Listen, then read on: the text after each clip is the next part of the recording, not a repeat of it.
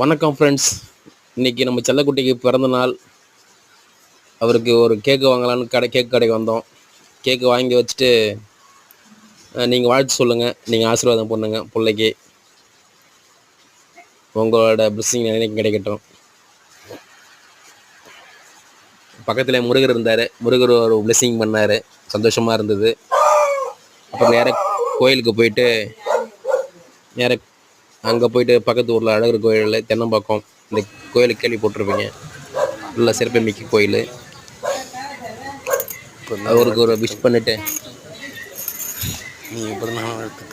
உடனே அங்கேருந்து கிளம்பணும்.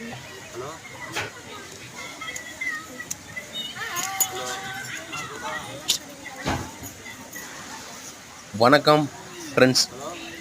இன்றைக்கி நம்ம செல்லக்குட்டிக்கு பிறந்த நாள். வாழ்த்து சொல்லுங்கள். நீங்கள் கேக்கு வைக்கலான்னு கேக் கடைக்கு வந்தோம்.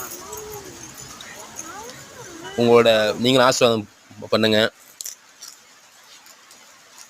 விஷ் பண்ணுங்கள் பாப்பாவுக்கு. பக்கத்தில் முருகர் இருந்தார், அவரும் விஷ் பண்ணார், ரொம்ப சந்தோஷமாக இருந்தது.